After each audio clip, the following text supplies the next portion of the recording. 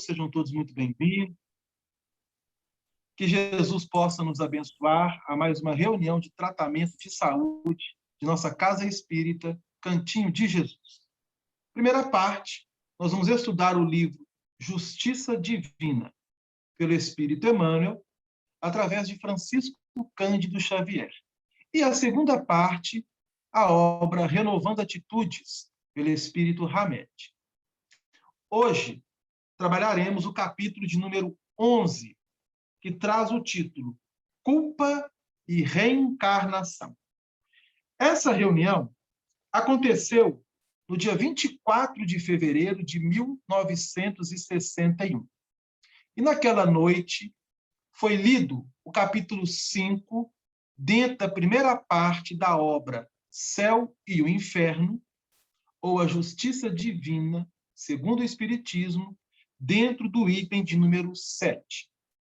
Então, nós vamos ler, primeiramente, o Céu e o Inferno, para inteirarmos daquilo que foi trabalhado pelos companheiros que participavam dessa reunião, juntamente ao coração de Francisco Cândido Xavier, e, no final, a mensagem de Emmanuel, reforçando aquilo que foi trabalhado mediante a essa lição. O capítulo 5 da obra Céu e Inferno traz o título O Purgatório. Então, nós estamos diante aqui de uma situação muito interessante, porque a Igreja, à época da Idade Média, para a Idade Contemporânea, ela instituiu o purgatório. E o que vem a ser o purgatório?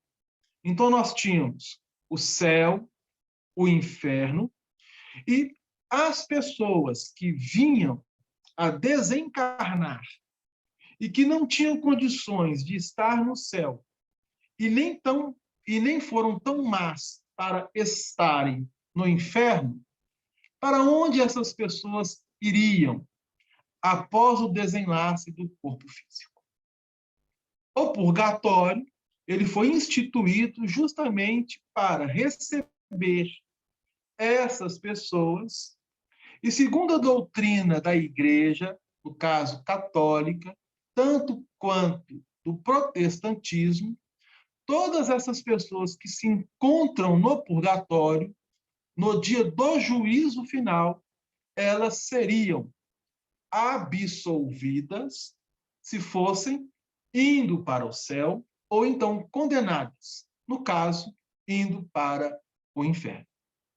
Lembrando a todos que essa situação seria definitiva pela eternidade.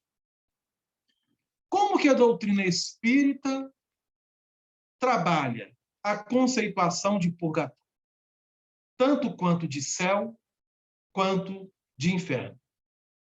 Então, vamos lembrar a todos que essas dimensões fazem parte do plano espiritual.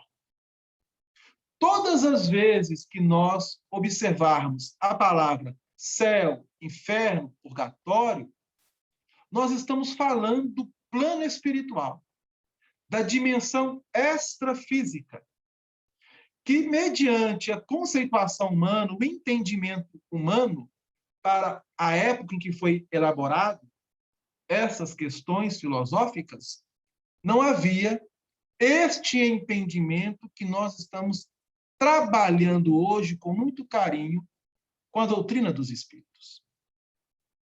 Exemplo. Hoje, nós nos encontramos no ano de 2021. Pelo menos todos que estamos aqui nesta sala virtual somos espíritas.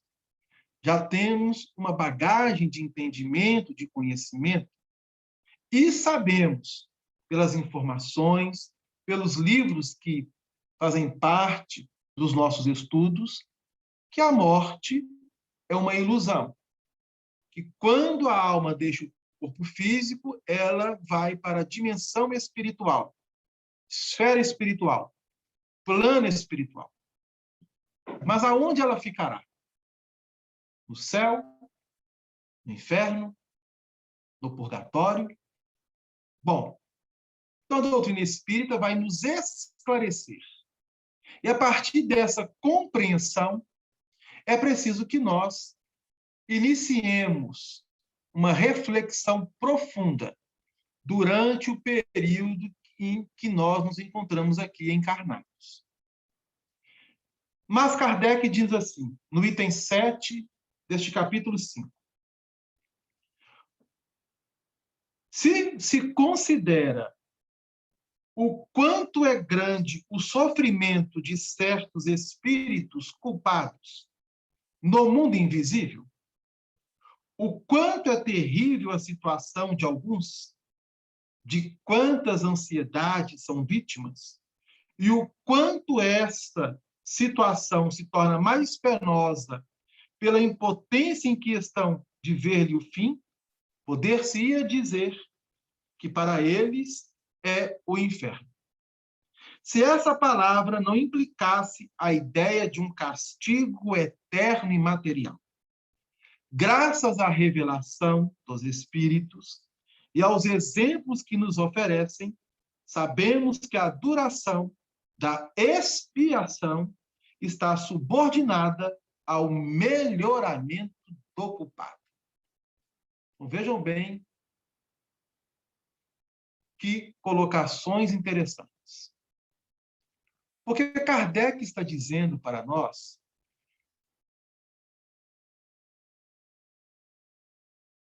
que quando o espírito chega à dimensão, habita nem o céu, nem o inferno, conforme a conceituação teológica, ele está em qual região?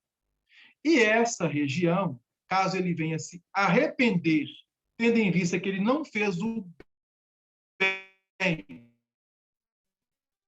para estar no céu, nem ele se encontra, então, em uma região que nós vamos denominar plano espiritual. Porque no plano espiritual, de acordo com as dimensões vibratórias em que os espíritos lá se encontram, eles poderão estar em diversos níveis, conforme a evolução que eles atingiram no plano físico. Mas vamos supor que este espírito não fez nem o bem, nem o mal, é mediano. E ao chegar no plano espiritual, ele toma contato com aquela realidade.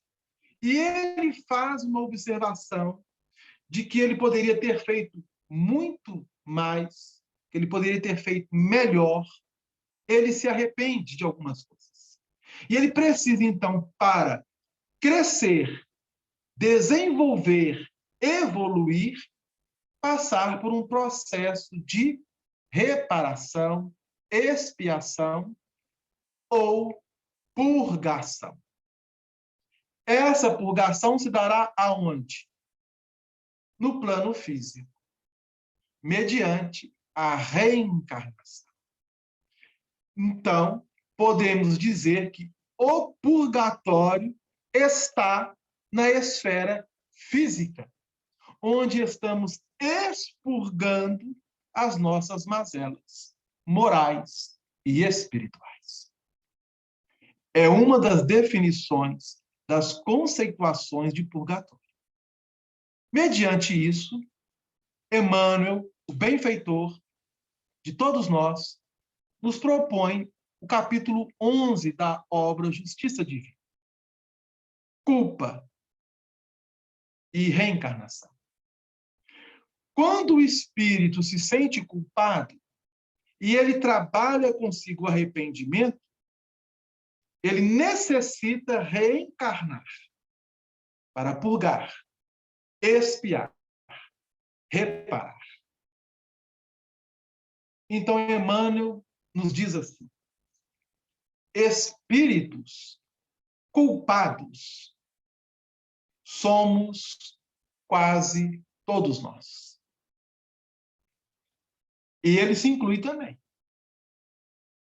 Todos nós, ou a grande maioria dos espíritos que estão no planeta Terra, trazem um grau de culpabilidade mediante os erros, as infrações que trazemos da lei divina. Se nós cumpríssemos toda a lei divina, justiça, amor, caridade, nós estávamos em uma situação bem melhor da qual nos encontramos hoje. A sociedade, o planeta que nós habitamos, estaria em uma condição superior ao que se encontra hoje. Essa é uma verdade que nós não podemos fugir, nem mascarar. Precisamos ter a coragem de assumirmos, quando erramos, a culpa, a responsabilidade dos nossos atos. E isso é muito sério. Porque quando o espírito, ou nós ainda trazemos o orgulho, o egoísmo, a vaidade e tantos outros vícios de natureza morais,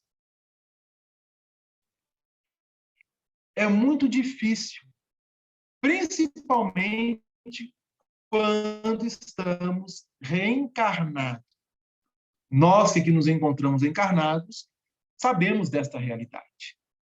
Mas também é difícil para os amigos espirituais, aqueles que já estão sem o corpo físico e que sabem, conhecem os seus erros e que necessitam ter o auxílio, o amparo, o apoio de benfeitores para iniciarem um projeto de refazerem a jornada evolutiva.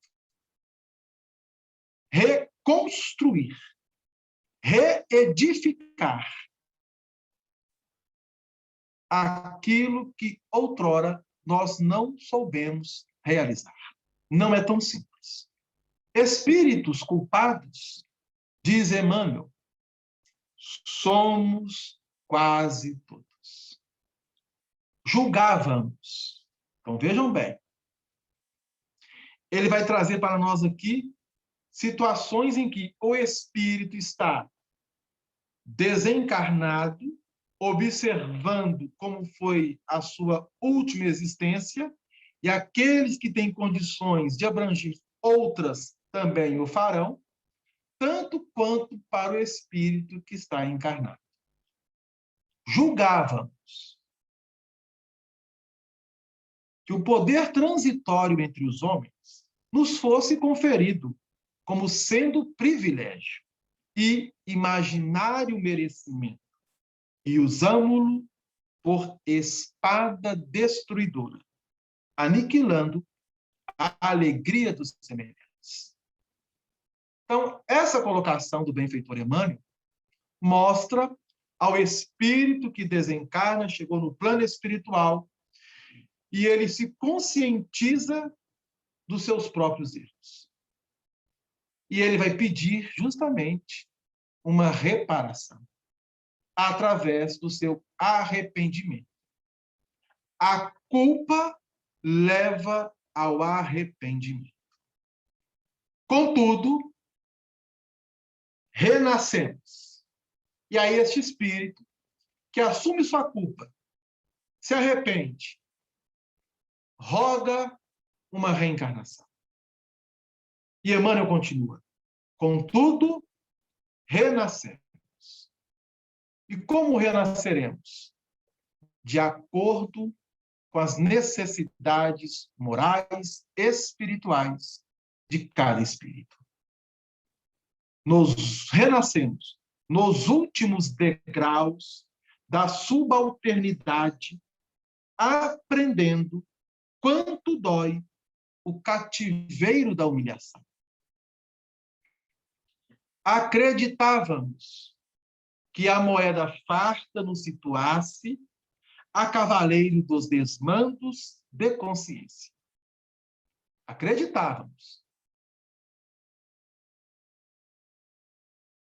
Entretanto, voltamos à arena terrestre, isto é, diante de uma condição, de uma situação, economicamente falando, paupérrima, para não dizer, para muitos, de forma até mesmo miserável. Podemos mudar isso? Podemos. Não somente no aspecto de pensarmos ou acharmos, fulano está passando por aquilo porque é uma expiação, é uma reparação, é uma necessidade. Nós não podemos julgar. Quem somos nós para julgar? Mas o nosso objetivo é levar a esses corações, caso temos condições de fazer, o melhor para eles, dentro dos nossos limites, das nossas possibilidades. Uma pequenina oração que nós endereçamos a quem quer que seja, já é um benefício enorme para a pessoa que recebe, tanto quanto para quem faz. Então, através da usurpação da moeda, o espírito pode reencarnar numa situação dolorosa de pauperismo, de pobreza, experimentando a miséria que infligimos nos outros. Isso é muito profundo nós analisarmos isso. Porque todo espírito, encarnado ou desencarnado, que pensa que está se beneficiando de qualquer que seja através da desgraça dos outros, é ledo engano. Ele não sabe, porque se soubesse o que o aguarda, jamais ele passaria quem quer que seja para trás.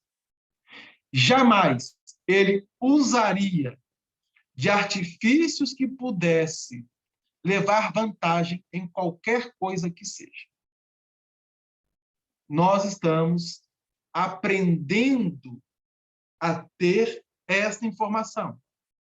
Precisamos refletir para redirecionarmos o nosso caminhar enquanto estamos encarnados. E mesmo aqueles que estão sem corpo também podem redirecionar a fim de podermos caminhar na estrada que Jesus nos ensinou. Porque essa estrada nos leva a uma porta. E essa porta, ela é estreita. Admitíamos que as vítimas de nossos erros deliberados se distanciassem para sempre de nós depois da morte. Mas tornamos a encontrá-las no lar, usando nomes familiares no seio da parentela, onde nos cobram, às vezes, com juros de mora, as dívidas de outro tempo, em suor do rosto, no sacrifício constante ou em sangue do coração, na forma de lágrimas. Supunhamos que os abusos do sexo nos constituíssem a razão de viver. E corrompemos o coração das almas sensíveis e nobres com as quais nos harmonizávamos, vampirizando-lhes a existência. No entanto, regressamos ao mundo em corpos dilacerados ou deprimidos, exibindo estranhas enfermidades ou as gravosas obsessões que criamos para nós mesmos, a estampar na apresentação pessoal a soma deplorável de nossos desequilíbrios. Espíritos culpados são quase todos. A perfeita nunca se expressa sem a perfeita misericórdia e abre-nos a todos, sem exceção, o serviço do bem, que podemos abraçar na altura e na quantidade que desejarmos, como recurso infalível de resgate e resgate, burilamento e ascensão. Atendamos às boas obras, quanto nos seja possível. Cada migalha de bem que faças é luz contigo, clareando o caminho. Olha que frase importantíssima. Qualquer ação, mínima que seja, no bem, já é a luz que estamos trabalhando em nossa intimidade para aclarar o nosso caminho. E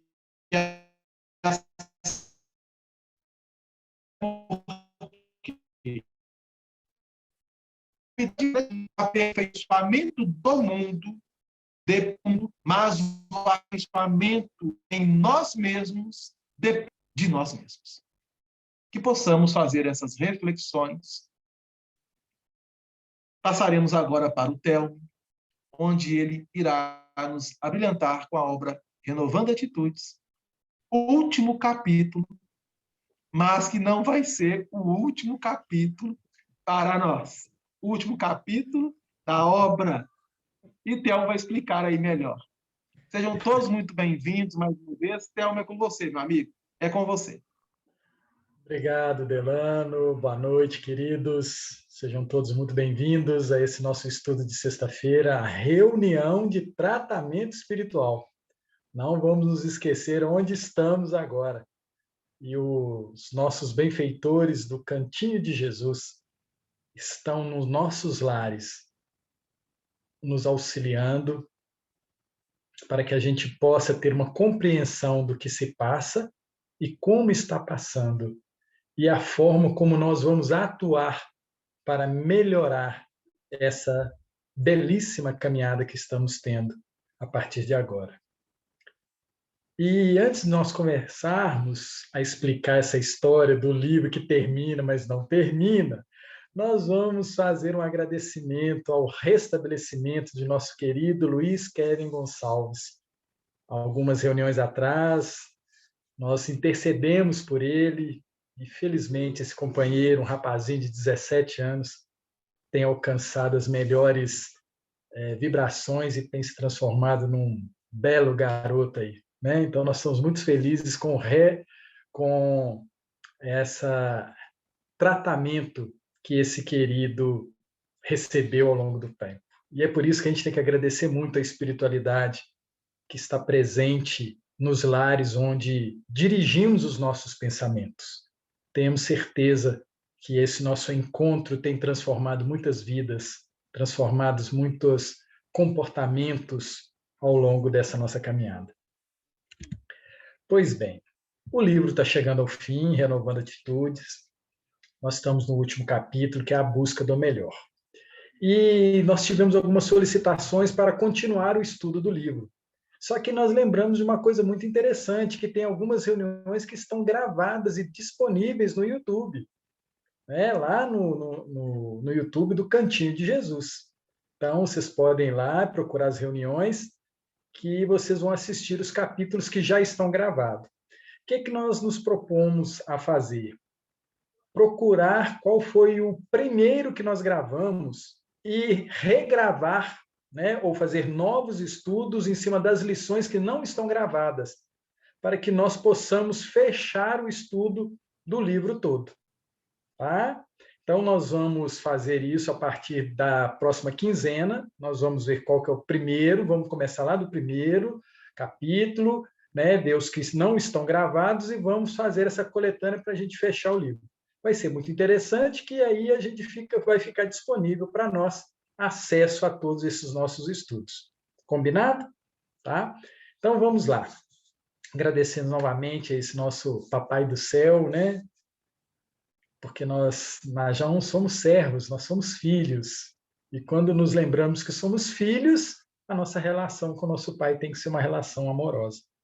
E com essa alegria, com essa felicidade, é que a gente mergulha, né, nesse estudo, fazendo com que o nosso coração e a nossa mente esteja disposta a receber as boas influências dos nossos benfeitores.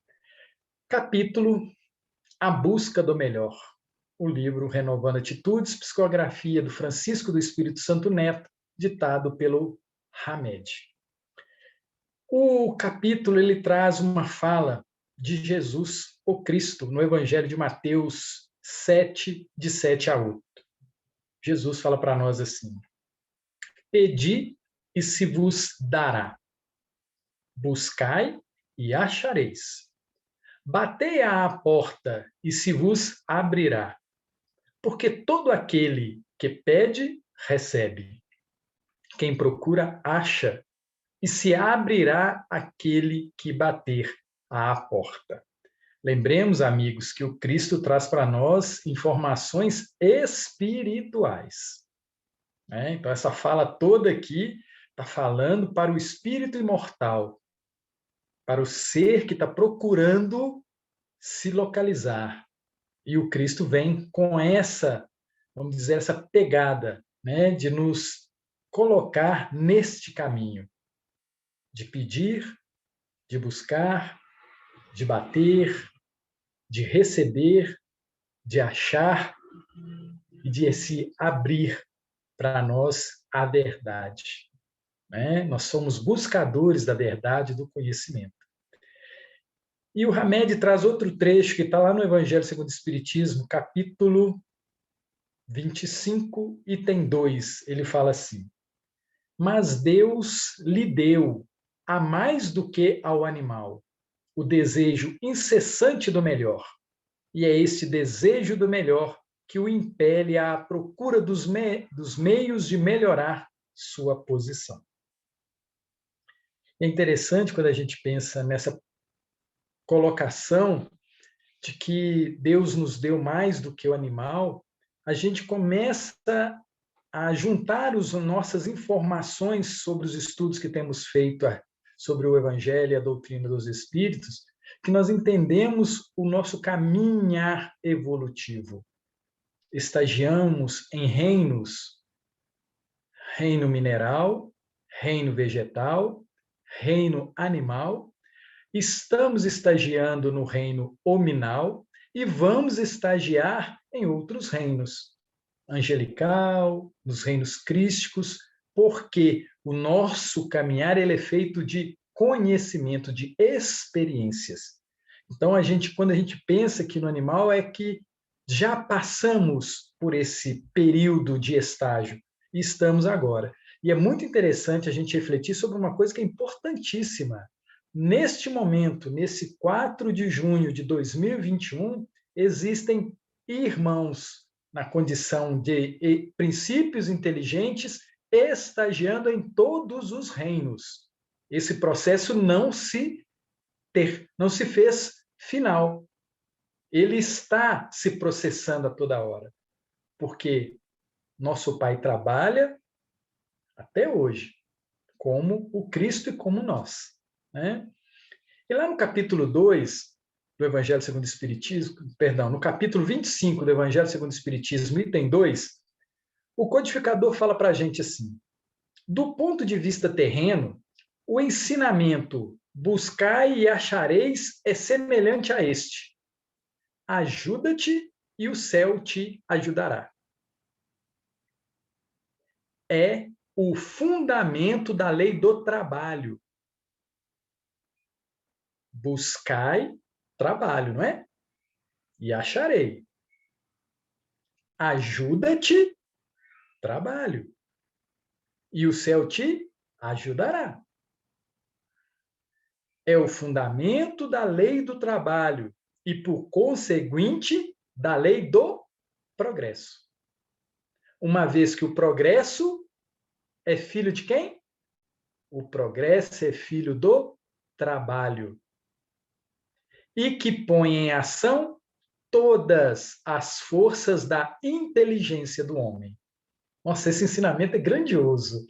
né? Grandioso a gente saber como se processa esse progresso que a gente quer, essa melhoria que a gente quer. Como que se processa? Buscai, trabalhai para isso, e achareis. Ajuda-te, trabalha, e o céu te ajudará. Entramos na lei do trabalho, vivemos dentro da lei do trabalho e estaremos vivendo também dentro da lei do progresso, porque uma coisa vai ajudando a outra. Relembrando aos amigos que estamos falando prioritariamente a respeito da nossa caminhada espiritual, ok? Espiritual, né? Que se confunde, que tem impacto em cima da nossa vida terrena. Por que que tem? Porque Deus, na sua sabedoria, colocou o elemento material à disposição do elemento espiritual. Então, os dois elementos, o espiritual e o material, junto, se processa a lei de progresso. E nós, como princípios inteligentes, somos os que colocamos a mão na massa, vamos dizer assim, utilizando desse elemento material. Né? Muito bacana essa informação que a gente tem, e eu lembro aos amigos que é uma informação privilegiada, né? Que a codificação, né? O Consolador prometido, ele vem nos ajudar nesse nosso processo evolutivo.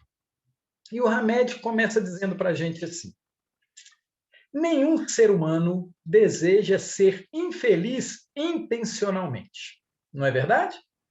Nenhum ser humano deseja ser infeliz intencionalmente. Pois nenhuma criatura ousa fazer alguma coisa de propósito a fim de que venha a sofrer ou a se tornar derrotado. O ser consciente, ele se conduz dessa forma. Quando agimos erroneamente, diz Hamed, é porque optamos pelo que nos parecia o melhor, entre aspas. Quando agimos erroneamente, é porque optamos pelo que nos parecia o melhor, conforme a nossa visão. A nossa visão. E aí a gente precisa entender a limitação, né, do nosso corpo físico. Temos uma limitação de visão. E ele continua: visto que todos os nossos comportamentos estão alicerçados em nossa própria maneira de perceber a vida. Todos os nossos comportamentos estão alicerçados, construídos sobre a nossa própria maneira de perceber a vida. Aqui ele traz outra palavrinha muito interessante, a palavrinha perceber. Como nós percebemos. E é interessante, amigos, que a gente começa a perceber que a gente tem dificuldade quando olha sozinho e percebe sozinho. Não é isso? Quando a gente olha sozinho e percebe sozinho, a gente tem dificuldade. Por isso que Deus, na sua misericórdia, na sua bondade, na sua competência, na sua inteligência, ele não deixa a gente caminhar sozinho. Porque isso faz parte da harmonia do universo. Um ajuda o outro. O que já sabe o caminho, volta para ajudar aquele que está trilhando o caminho. Né?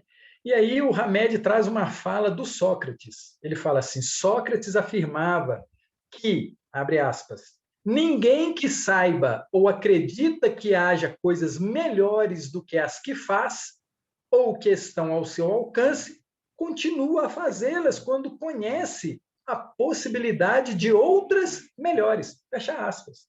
Olha que bacana isso, né? Então a gente entende que Sócrates é um dos trabalhadores da doutrina dos espíritos.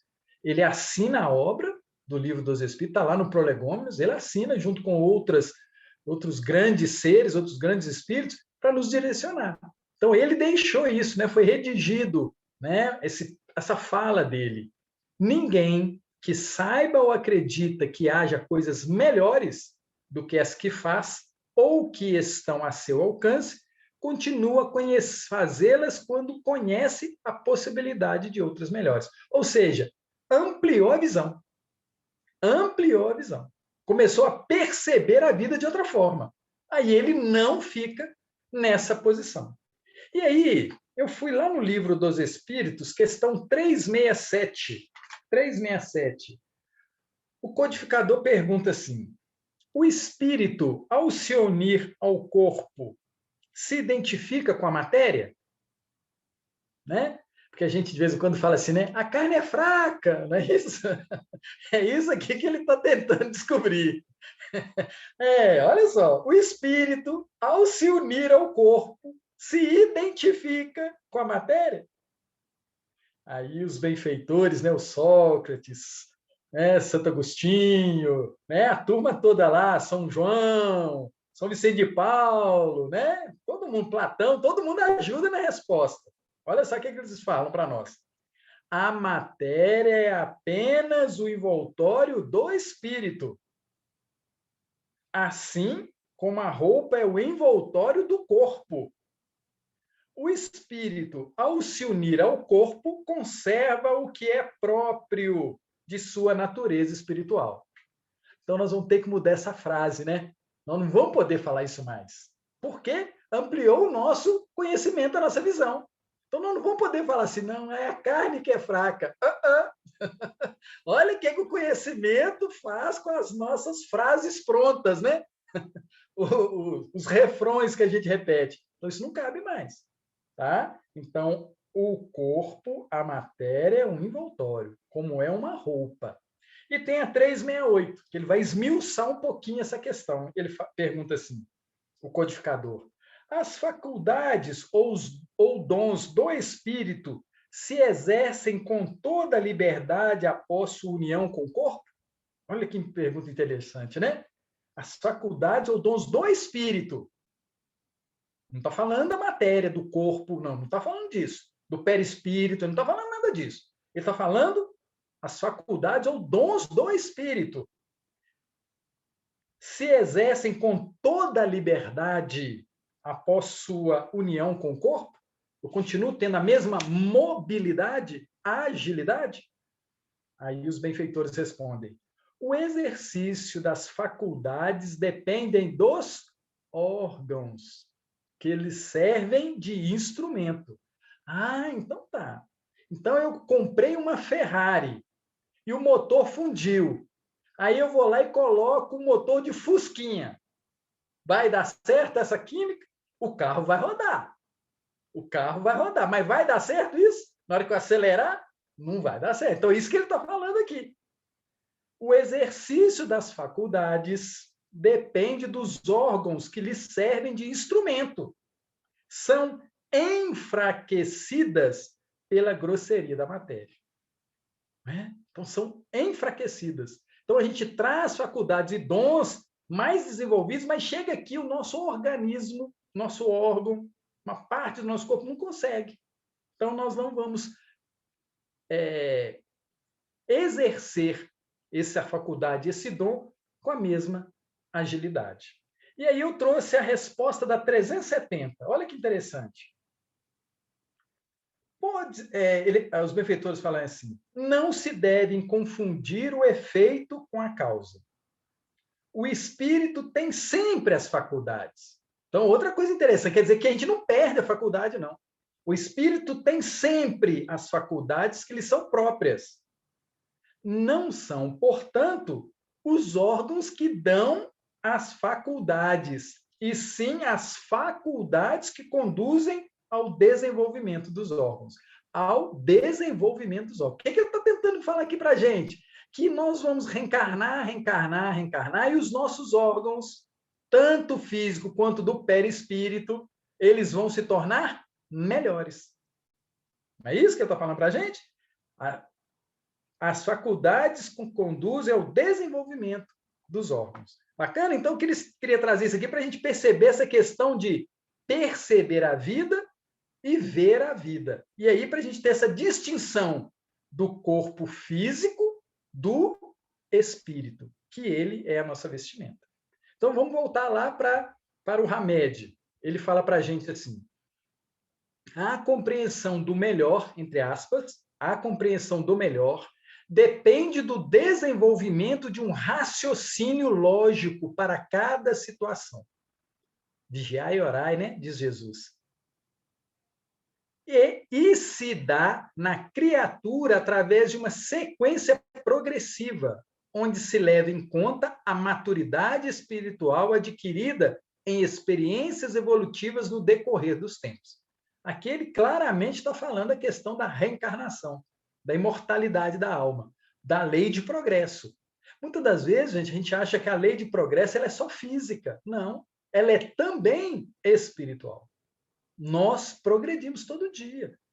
E é interessante a gente pensar nisso, porque quando a gente acorda de manhã, a gente não tem a chance de compreender melhor, de ver melhor, de perceber a vida melhor? Não é esse o processo? Acordamos, né? Se fizemos durante a noite anterior, antes de dormirmos, aquele exame de consciência, que o Santo Agostinho recomenda lá na 919A, se fizermos aquilo, vamos acordar com outros desejos, outras compreensões, se durante o nosso sono nós conseguimos, conectados com os nossos benfeitores, mudarmos um pouquinho essa percepção. Gente, o nosso sono do corpo físico, ele propicia ao espírito buscar novas ferramentas e novas informações para vivenciar o próximo dia melhor. Melhor. E aí, por isso que a gente precisa ter tanto cuidado com as nosso preparo de quando vamos dormir. Porque a gente precisa, sim, na hora de dormir, solicitar aos benfeitores que nos auxiliem a esclarecer as nossas dificuldades do dia. Do dia. E eu brinco, né, que com o meu anjo da guarda, eu peço ele para me levar algemado e na camisa de força, porque eu sou muito rebelde à noite. Então, eu peço, por favor, me leva. Se eu não quiser ir, me algeme. Porque eu preciso aprender, eu preciso fazer essa reflexão. Então, existe uma vontade em mim de estar com eles e poder fazer essas análises do meu dia para melhorar no dia seguinte. E o Hamed continua dizendo assim: todos nós acumulamos informações, todos nós acumulamos instruções, noções em nossas multifárias vivências anteriores. Acumulamos. Vocês já viram falar que o computador tem um HD? Um disco rígido que guarda tudo que se usa lá? Pois é, nós também temos um HD. Né? Desculpa aí a comparação bem rasteira, mas é só para a gente entender que existe esse acúmulo, e esse acúmulo fica guardado. A princípio, diz Hamed, passamos a vivenciá-las superficialmente. Né? Nós estamos aqui estudando, né? O Thelmo estudou um pouquinho antes, né? Então a gente está aqui estudando isso. Então nós vamos acumular informações. E aí, a princípio, 15 minutos depois que terminar a nossa reunião, nós aí vamos olhar ela assim mais ou menos, o que foi dito, como é que está meu dia. Então vai ficar assim meio superficial. Aos poucos, vamos analisando-as e assimilando-as entre processos de reelaboração da nossa vida. Aos poucos, vamos analisando essas informações, instruções, noções, e vamos assimilando-as entre processos de reelaboração, para só depois passar a integrá-las em definitivo em nós mesmos, isto é, incorporá-las por inteiro. Gente, isso é progresso, tá? Isso é lei de progresso. Recebo informação, vou digerindo ela, vou ruminando essas informações, né? Vou ruminando elas. E aí, aos poucos, eu vou assimilando, até que eu mude. E isso, gente, pode levar minutos a séculos, a milênios. Depende da minha vontade de fazer essa transformação. É essa a característica do espírito desperto para as máximas divinas. É essa a diferença. Então, a gente vai acordar amanhã. Nossa, o que eu fiz equivocadamente na sexta? O que eu preciso melhorar a minha sexta? Então, acordo amanhã com outro desejo, com outra vontade. Por que eu quero mudar? Porque eu recebi uma informação, eu recebi uma instrução. E essa instrução vai fazer com que eu tenha o desejo de fazer essa mudança. E ele continua falando para nós, o Hamed, em fazer nosso melhor, coloca aqui entre aspas, fazer nosso melhor, em fazer nosso melhor está contido o quanto de amadurecimento conseguimos recolher nas experiências da vida e também como usamos e interrelacionamos essas mesmas experiências quando deparamos com fatos e situações no decorrer dos caminhos. Ou seja, as provas. Então, eu tenho desejo. Eu já tomei recuperação na sexta-feira. Aconteceu uma cena, eu me emocionei, uma situação complicada, eu não me comportei devidamente, e aí vai aparecer novas situações à frente. Novas situações. E aí eu preciso usar essas informações para fazer o nosso melhor, o meu melhor, a vivenciar essa experiência de uma forma positiva. Positiva. E é interessante que o Hamed continua dizendo assim, fundamentalmente, somos agora o que de melhor poderíamos ser, já que estamos fazendo conforme nossas possibilidades de interpretação junto aos outros e perante a vida, porque sempre optamos de acordo com nossa gradação evolutiva. Amigos, veio à minha mente aqui, no nosso último encontro, eu comentei sobre a prece da Ismália, que está lá no livro Os Mensageiros, capítulo 23, 24 e 25. E a gente tem um grupo que está estudando isso, e a gente, na hora que nós terminamos, que a gente lê, depois vai fazendo miudinho, Isso demora uns 6 meses, para a gente terminar 3 capítulos, a gente vai fazer um miudinho disso, e na hora que nós terminamos, nós chegamos à conclusão, o grupo todo, a gente não sabe orar. A gente não sabe. E olha que a gente já fez oração, e a gente faz oração assim, N vezes. N vezes, aí não, faz uma oração, aí você... Aí a gente foi estudando, O 23 fala do pesadelo, o 24 da prece e depois a interpretação da prece. E aí o Aniceto traz para nós a explicação, o contexto de uma prece. Como que ela acontece. E é muito interessante que no livro lá eles estão num galpão onde abrigam 1980 irmãos que estão dormindo. E eles não conseguem atender a todos, porque não é porque não tem mão de obra, é porque eles não estão ainda em condições de mexer o dedinho, mexer a perna. Os 1980 não estão nessa condição. Aí eles atendem 400. Desses 400, eles dão um tratamento especializado, porque começa a perceber que eles estão melhorzinhos. Desses 400, alguns, 2/3 desse, recebem o passe do sopro. 2/3 desse. E aí, na hora que termina todo esse procedimento, apenas 2 acordam. 2 acordam. E esses 2 que acordam como se fossem zumbis, saem correndo desesperadamente dentro da enfermaria. E aí o André Luiz vai querer ir atrás dele, o Aniceto diz, calma, André, calma, eles não vão sair aqui do castelo, deixa eles correrem, daqui a pouco eles percebem onde é que eles estão. E é muito interessante que aí nós vamos tentar entender como é que a gente sabe, como é que o André, o Aniceto e a gente mesmo sabe que o outro está mexendo os dedinhos. Como é que o outro está se começando a buscar a luz ou a acordar para as coisas espirituais. E aí, no capítulo 23, o Aniceto pede para o André Luiz olhar a mente, o comportamento.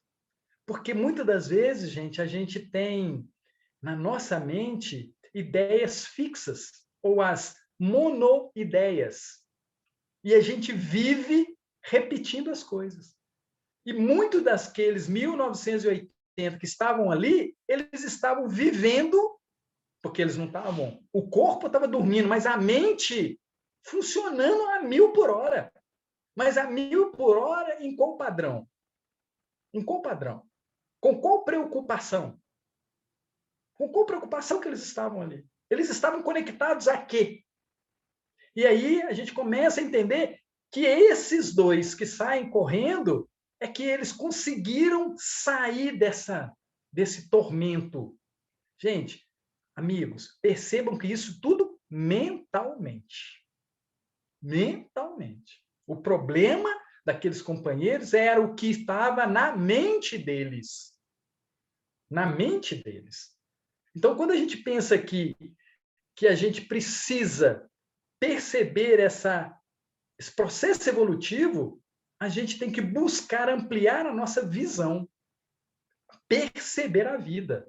Será que eu não estou dormindo agora? Será que não é essa a minha condição hoje? E olha que a gente precisa lembrar de outra experiência muito sensacional, que é quando Jesus está no barco com os discípulos. Lembram dessa, da passagem, da tempestade? Jesus entra no barco com os discípulos e Jesus vai dormir, né? Não devia ter uma prosa edificante, não devia ter nada ali, né? Mas Jesus vai dormir. E eles ficam lá, trabalhando, né? Atravessando o lago, né? E tudo. E aí começou a tempestade. E aí eles desesperam. Nós, muitas das vezes, nos comportamos dessa forma. Nós estamos com Jesus no nosso barco e nós deixamos ele dormir. Por quê? Porque começamos a prestar atenção nas questões materiais. Esquecemos da confiança, da certeza em Deus. Esquecemos das coisas espirituais.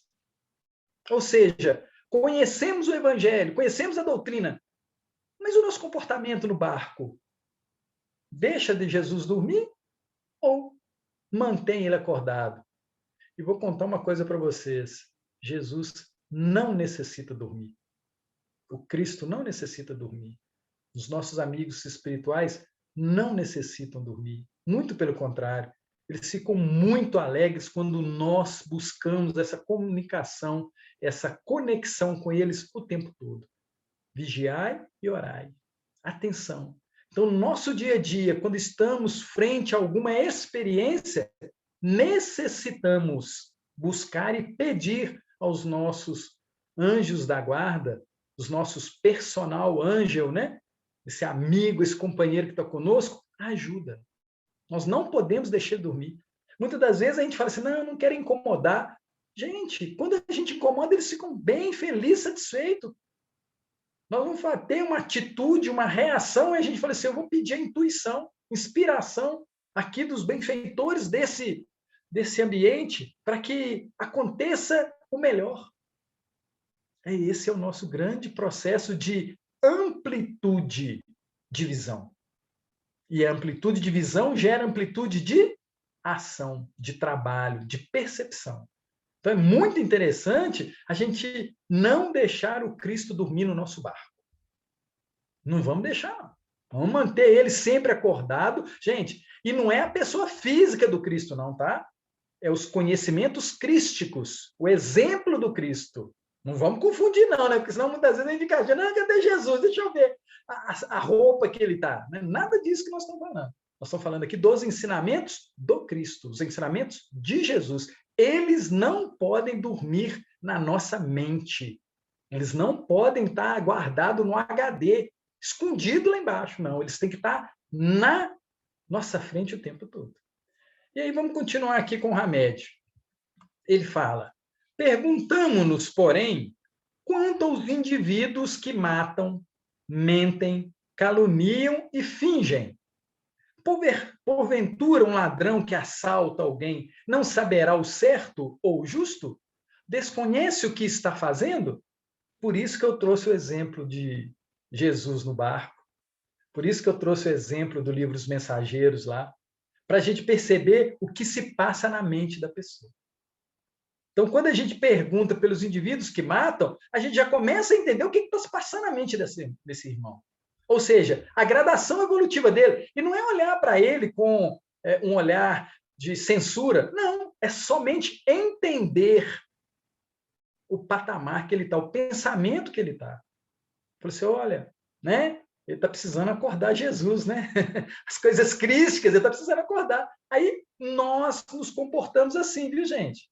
Porque tem muitas formas de matar. Temos muitas mentiras. Temos momentos que caluniamos e fingimos. Tem muitas das vezes que nós nos portamos como ladrão, viu? Ladrão. Um ladrão que assalta alguém não saberá o certo? Nós sabemos o certo. Nós sabemos o justo. E mesmo assim, continuamos a cometer esses mesmos equívocos. Desconhecemos o que estamos fazendo? Pergunta Hamed. Nós desconhecemos o que estamos fazendo?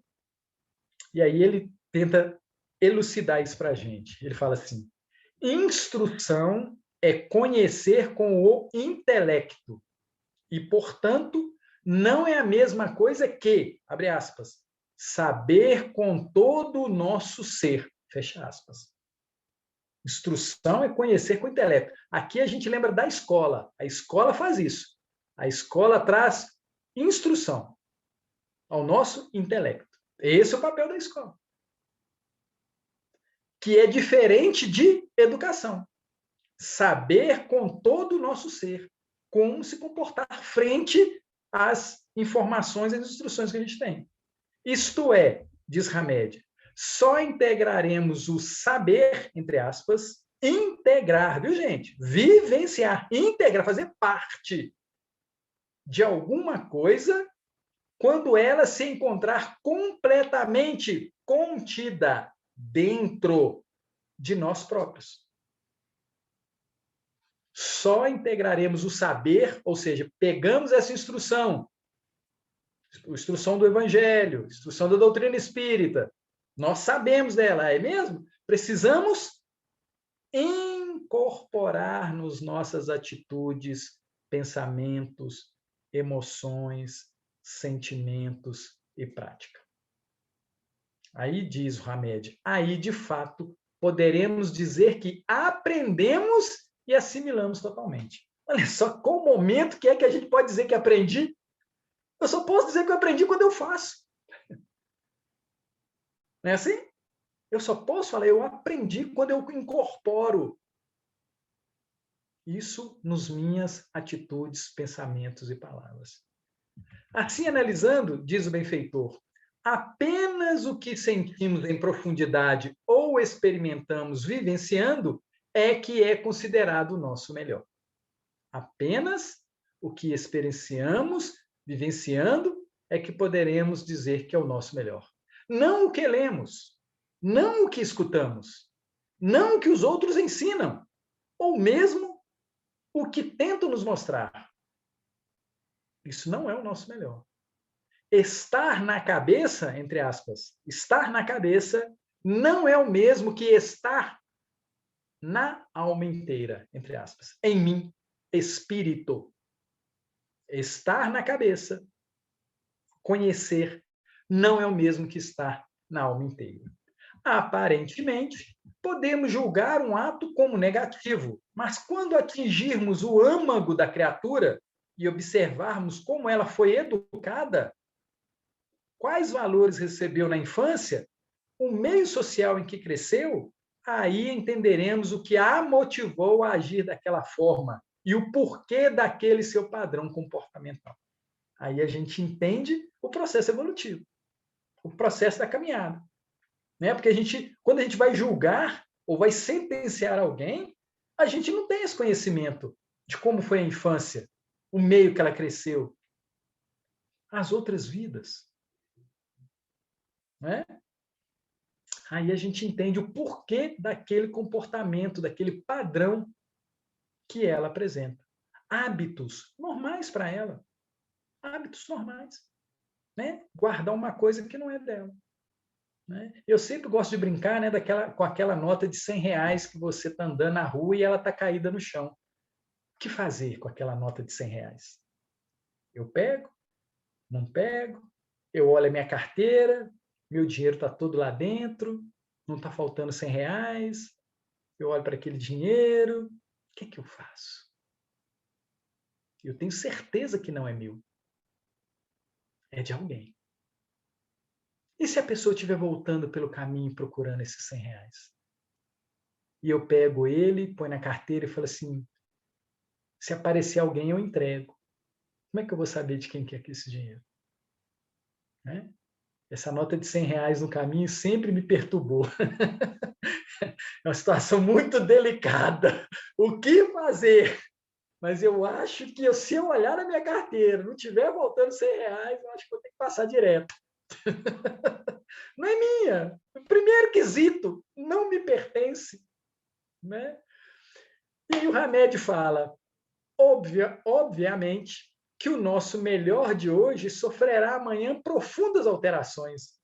Hamed, ele está falando para a gente que a gente precisa se preparar para mudar tudo.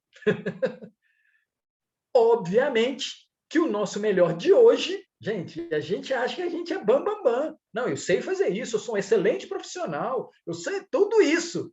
Vai ter que melhorar, Thelmo. Vai ter que melhorar, você vai ter que ser melhor do que esse melhor que você acha. Lei de progresso, lei de trabalho. Aliás, diz Hamed, a própria evolução é um processo que nos incita sempre ao melhor, pois é propósito do universo, viu, gente?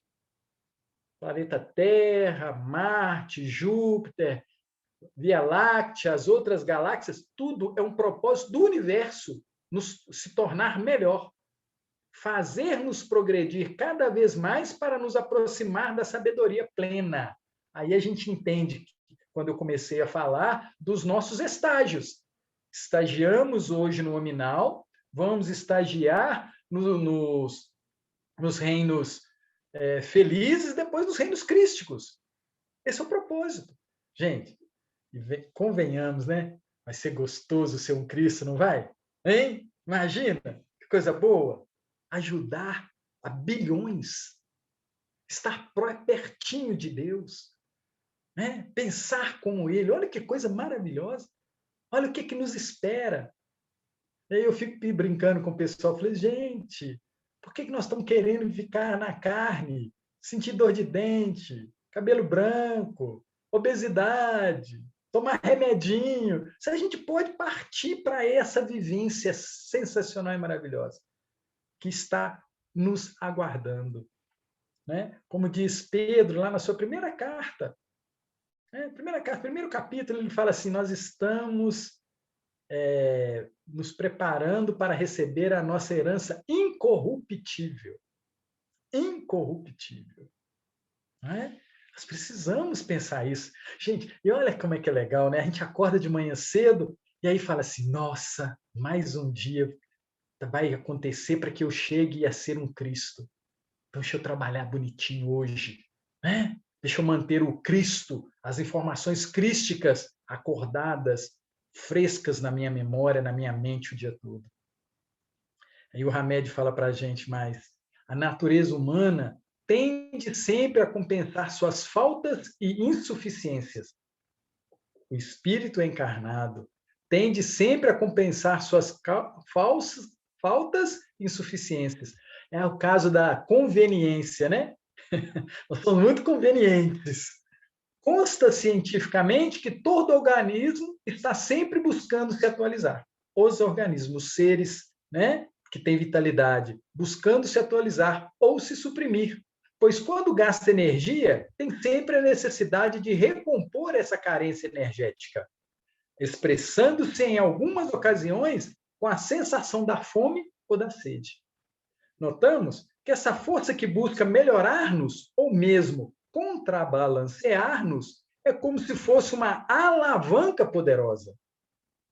Sentir fome, sentir sede é um processo para alavancar o nosso desejo de estar melhor, que tem de sempre atualizar-nos mantendo sempre no melhor equilíbrio possível. Quando um pulmão adoece, lembra Hamed, e deixa de funcionar, o outro pulmão faz a função de ambos. Assim também pode ocorrer com o nosso rim. Em outros casos, essa força interna tenta reparar os deficientes visuais e auditivos, compensando-os com maior percepção, sensibilidade e tato. Estruturas ósseas fraturadas se recompõem e se solidificam, mais fortalecidas no local exato onde houve a lesão. Além disso, verifica-se que nosso sistema imunológico, que é a mesma força em ação, exerce grande influência sobre o organismo para mantê-lo no seu melhor desempenho, conservando a própria subsistência orgânica através de mecanismos de autodefesa, com que elimina todos os quaisquer elementos estranhos que possam vir a comprometê-lo. Por definição, diz Hamed, processo de atualização. Por definição, processo de atualização. Processo de atualização é a capacidade de adaptação às novas necessidades. Capacidade de adaptação às novas necessidades. Ou mesmo a modificação de comportamento íntimo para melhores posturas, a fim de que se conserve a individualidade integralizada. Amigos, veio à mente aqui a pandemia. Processo de atualização. Nós precisamos ter uma capacidade de adaptação à nova necessidade. Como vamos viver hoje? Como vamos viver hoje? Nós estamos entrando na regeneração, estamos nela. Como é que é isso? Adaptação. Preciso me adaptar. Novos saberes, novos pensamentos, novas informações. A fim de quê? Conservar a individualidade integrada e continuarmos atuando no progresso. E ele continua dizendo para nós, ao analisarmos as estruturas físicas, sistemas e órgãos da constituição corpórea, veremos que funcionam por meio de uma atividade perfeita de compensação e que sempre impulsionam a criatura a manter-se fisicamente melhor.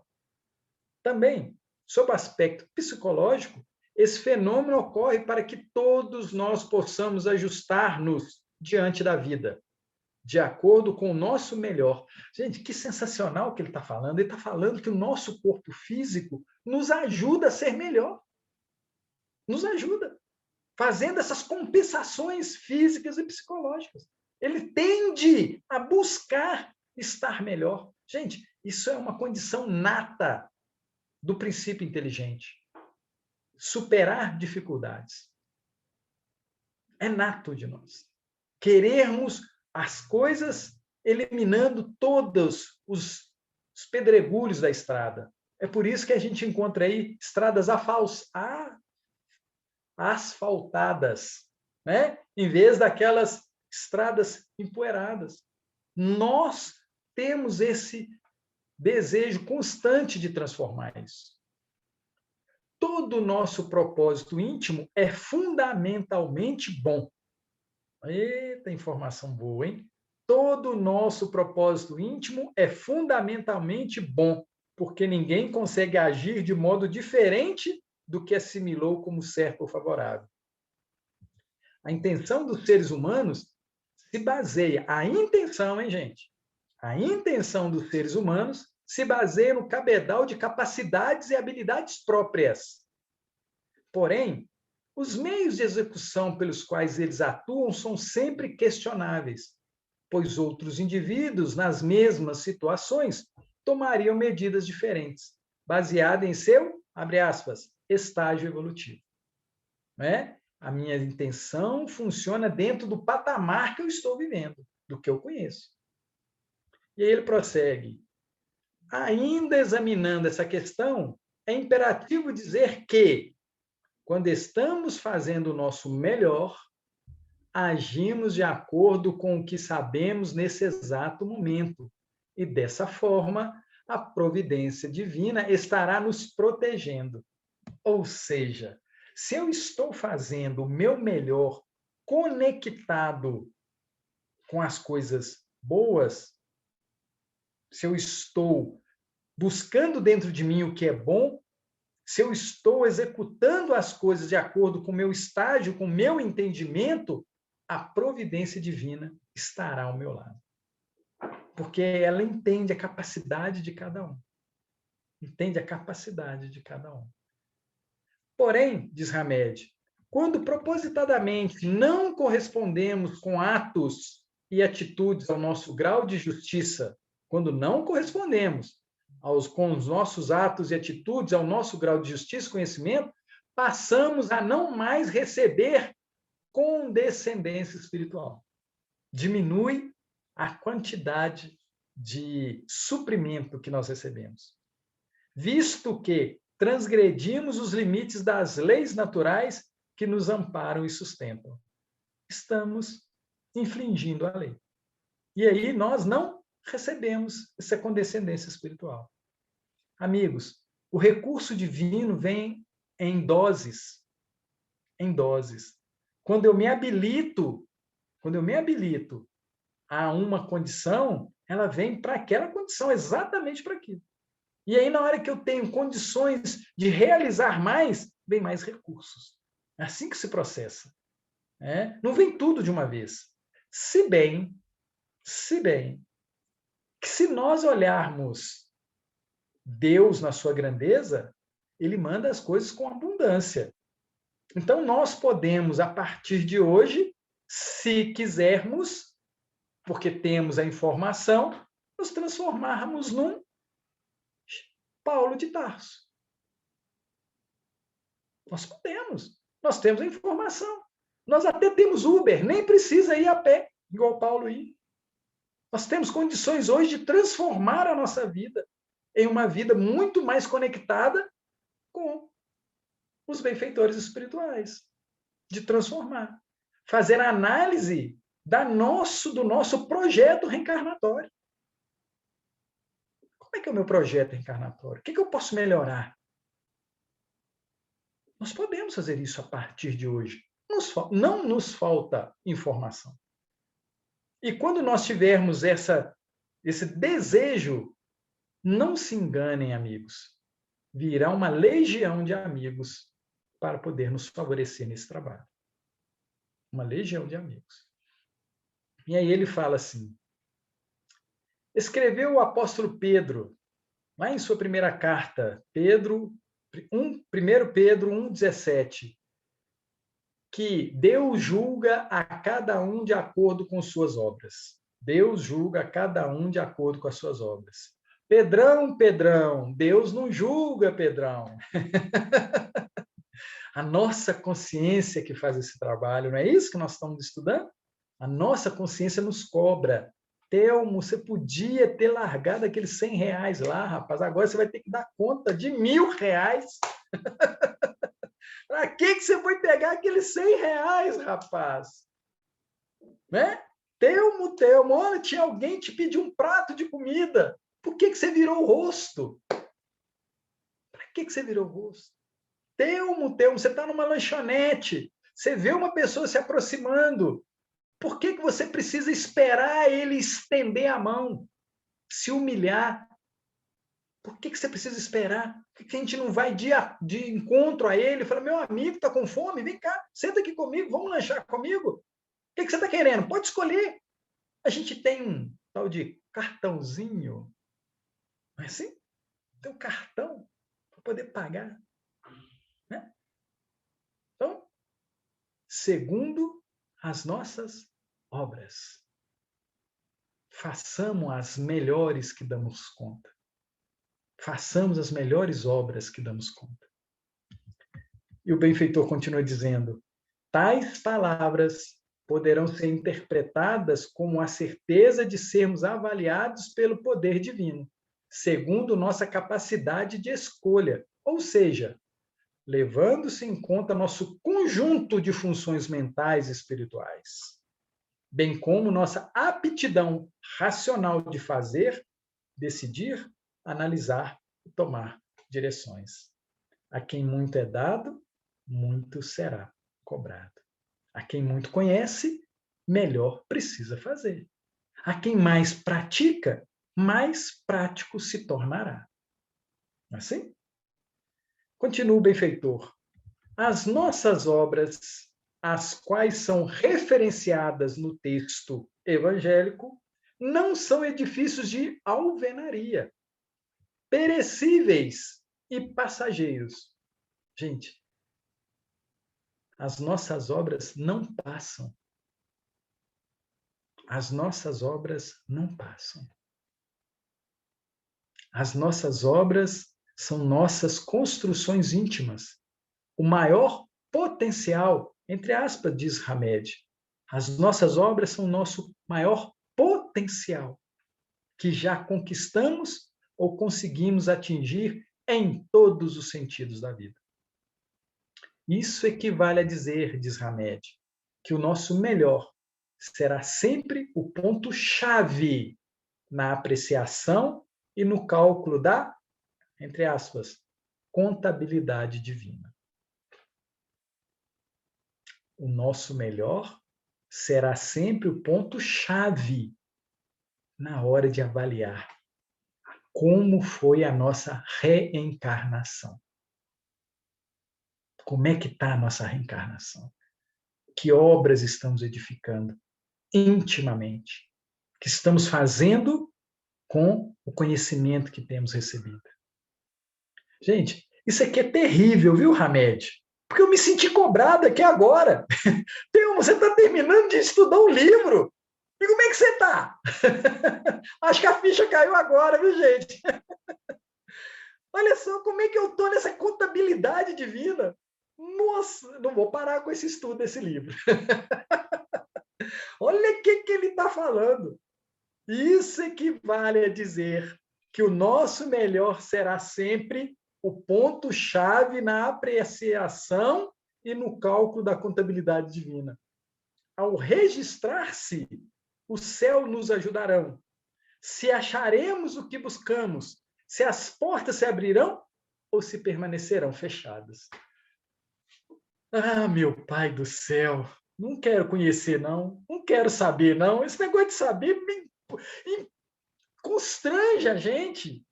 Constrange. Mas é isso que a gente quer, não é? A gente não quer, não é mudar, não é ter um saldo positivo na contabilidade divina. É isso que a gente quer. E aí, para isso, vamos ter que fazer e nos empenhar mais.